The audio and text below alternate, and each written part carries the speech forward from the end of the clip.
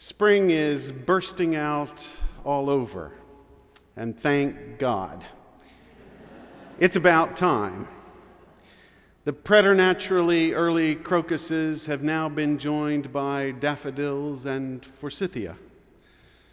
The always reliable robins have now been joined by early warblers and swallows. The poet Mark Strand once described spring as the time when the sky is filled with the odor of lilac, when the darkness becomes desire, and there is nothing that does not wish to be born. Poets and theologians invoke various metaphors to describe the stunning transformation of the natural world in springtime. As the Easter season approaches, we'll hear countless references to death and resurrection. For my part, I prefer Mark Strand's metaphor. Spring is when darkness becomes desire. As we look at a once brown lawn waving with almost iridescent yellow daffodils, we say to ourselves, I want to do that. I want to flower, to shed the dry husks that litter my life, to push through the places where life has trampled me down. I want to flower again. Spring is when darkness becomes desire. This evening at All Souls at sundown, I will read a poem by the Pulitzer Prize-winning poet Stephen Dunn titled Desire. He writes,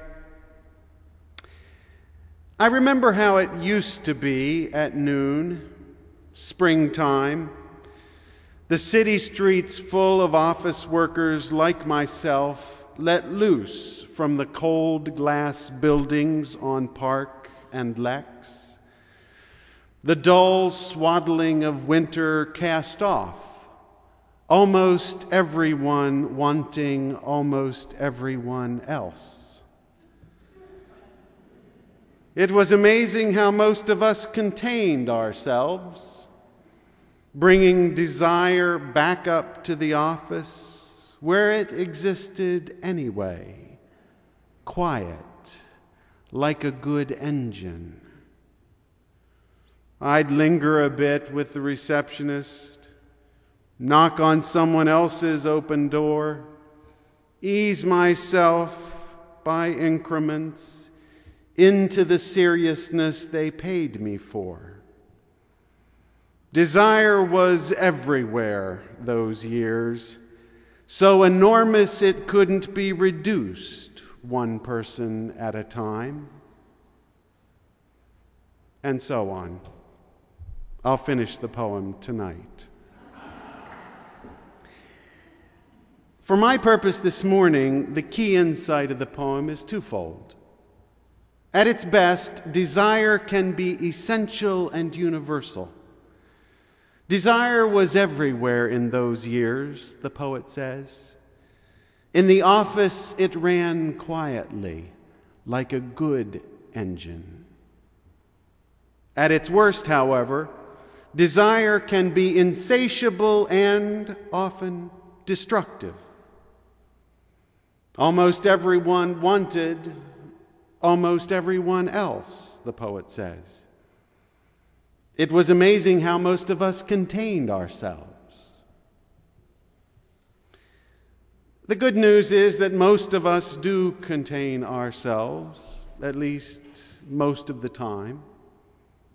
St. Augustine, a 4th century Christian monk, found his own impulses impossible to control.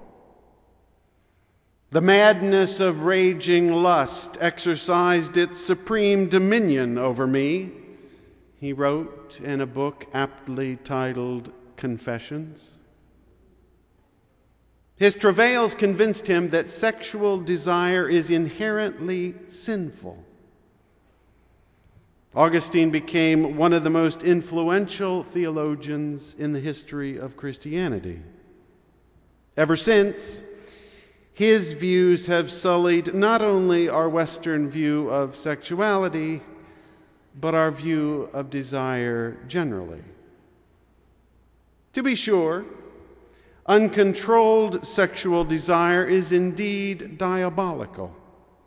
Examples abound around the world. My interest this morning, however, isn't sexual dysfunction in particular or even sexual desire in general, but rather desire in all its forms. In my view, desire can drive human progress. As human desire has become more and more civilized, it has led to many of our greatest accomplishments. Here's the question: what happens when the desire of the individual becomes the engine of civilization? In a word, liberalism happens. The primacy of individual desire in the political realm is known as democracy. In the economic realm as free market capitalism, and in the religious realm as the Protestant principle. The point of fulcrum that launched the Protestant movement in the 1600s was Martin Luther's insistence that salvation is a matter between God and the individual believer, not a matter that required the mediation of the church and its sacraments. Over time, the civilization of human desire has yielded political freedom, human rights, economic opportunity, and religious liberty. Left to its own devices, however, desire proves to be insatiable. Why? Because desire is a longing for something we do not yet have. This is a point made in one of Plato's dialogues called the Symposium, in which Socrates asks about desire. Not the desire for an ice cream cone or a new jacket, but a longing that occupies the same deep place in our hearts as passion and love. This conversation takes place over cognac after a large and lengthy dinner party, when the guests take turns waxing eloquent about the ways and means of love. One of the guests, named Agathon, has just given a short speech in which he suggests that love is the source of what is fairest and best in all other things. Socrates, as is his style, asks if he can follow up with a question or two. Of course, comes the reply. Socrates then asks, is love the love of something or of nothing? Of something, surely, Agathon replies.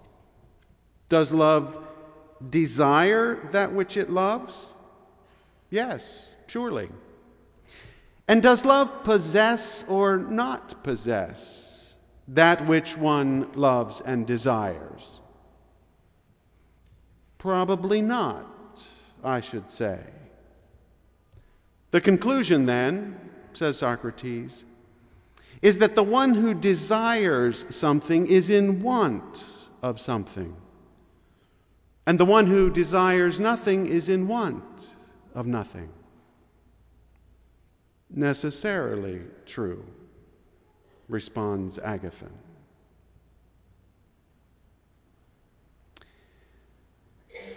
According to the dictionary, the word desire originally comes from a Latin word, sedus, which means heavenly body.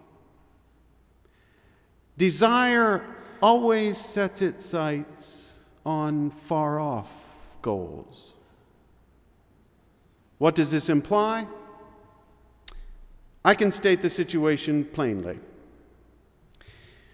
No matter who is beside you, there will always be lots of other people who are not beside you, but could be. No matter how much money you have, there will always be people who have more money, or if you happen to be the richest person in the world, there will always be people who have money you don't have, but could have. No matter how much freedom you have, there will always be commitments that bind you and obligations that hold you down. Desire fixates on what you don't have. Because desire is insatiable, it can turn destructive. As the poet Tony Hoagland once memorably said of romantics, they pledge allegiance to the pleasure and not the consequence. Desire run amok leads people to act in uncivilized ways, such as leading a sexually duplicitous life, favoring the few at the detriment of the many, or trying to shut down the government. Sometimes the engine of desire needs to be turned off. Sometimes we need to say, enough is enough. John Bogle, the legendary founder of the Vanguard mutual funds, has written a new book by that title, Enough, The True Measure of Money, Business, and Life. The title, Bogle explains, comes from a reported conversation between the novelists Kurt Vonnegut and Joseph Heller, who are enjoying a party hosted by a billionaire hedge fund manager. Vonnegut points out that their wealthy host has made more money in one day than Heller ever made from his novel Catch-22. Heller responds, "Yes, but I have something he will never have: enough." To be sure, it's a lot easier to argue that you have enough of something: money, sex, freedom, happiness, if, in fact, you do have enough. But a lot of people don't. Even in America, many people are hounded by the threat of bankruptcy, or oppressed by a coercive work environment, or depressed by a lack of opportunity. Beyond the borders of our nation, the number of people who don't have enough food, enough medical care, enough dignity, climbs even higher. Nonetheless, I agree with Bogle's basic point. If we continually focus on what we don't have, we'll never be happy. Sometimes we need to accept what we have and be grateful for it. At other times, we need to desire what we don't have and aspire to achieve it. Our goal should be to balance acceptance with aspiration, and to know when to do which.